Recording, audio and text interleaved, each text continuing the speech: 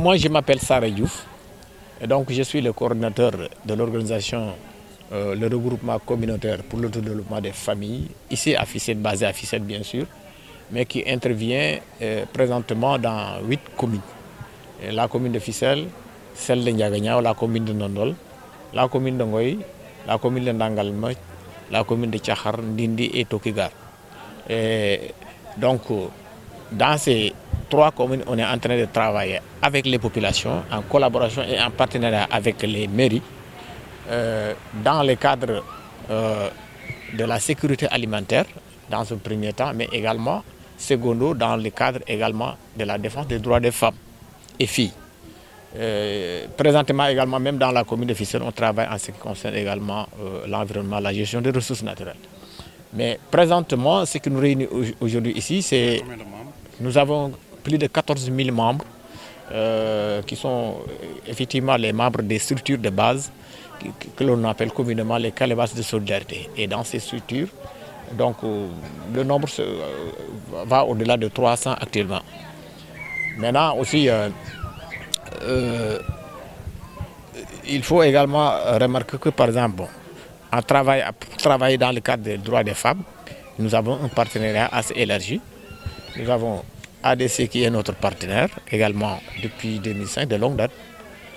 Nous avons également l'ambassade de France qui vient également nous appuyer dans ce cadre-là.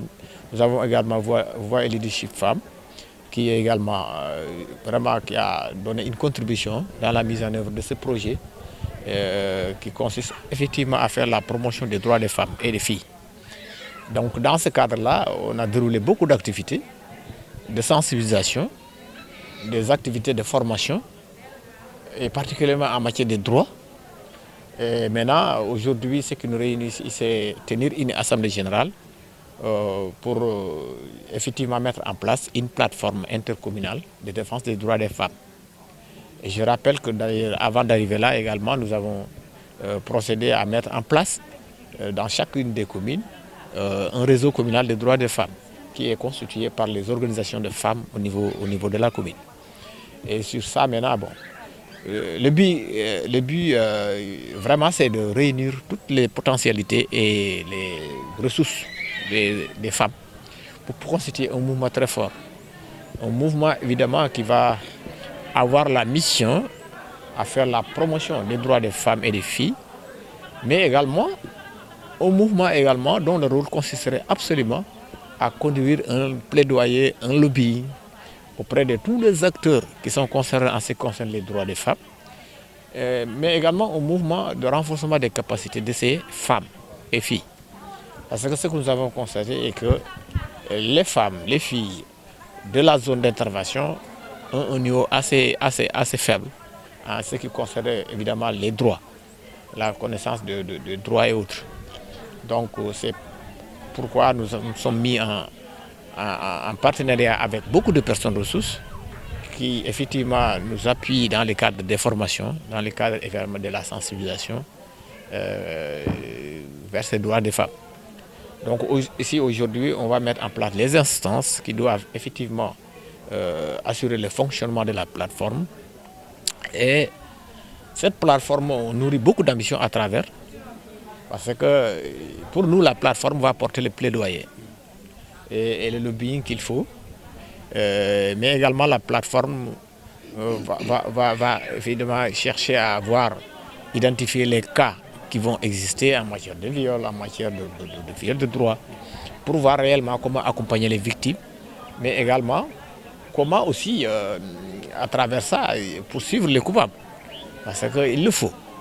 Que par exemple, nous avons constaté que dans la zone, il y a énormément de violations des droits, particulièrement en ce qui concerne les femmes. Les difficultés majeures des femmes, c'est véritablement le fait que les gens n'observent pas leurs droits, franchement. Parce que quand, par exemple, à un moment donné, la femme se plie au dictat de l'homme, elle ne raisonne plus, elle n'a plus rien à dire, elle suit, elle exécute, c'est tout. Et là, à ce moment-là, on perd un potentiel. Parce que la femme, étant une personne comme les autres, la femme est avec son potentiel qu'il faudrait absolument exploiter. Aux vieillards, même aux hommes, parce qu'il est vraiment constaté qu'il y a des obstacles. Il y a des obstacles du point de vue culturel, coutumier, mais il y a des obstacles également du point de vue religieux. Donc à tous les deux, à ce niveau, on trouve des problèmes. Mais les problèmes, c'est quoi? C'est des gens qui, soit ils ne comprennent pas du tout, soit ils ont peur de perdre effectivement quelques valeurs qu'ils nourrissent dans leur tête, que par exemple c'est lié à la coutume et autres, alors que ces coutumes peuvent effectivement être aujourd'hui construites avec des contre-valeurs. Ou même aller au-delà où par exemple ce n'est plus adapté à notre contexte. Parce qu'il ne faut pas aussi oublier que le contexte ça change. Et si ça change, il faut changer avec. Sinon, on est carrément bouffé et huppé par ce contexte-là. Donc, mes conseils aujourd'hui, c'est de vraiment demander aux hommes, à toutes les personnes d'ailleurs, à toutes les populations, à tous les acteurs, véritablement d'observer les droits des femmes et des jeunes filles. Parce que c'est le seul moyen que je pose moi, c'est le seul moyen, je pense, très bien, qui va nous permettre d'avoir notre développement.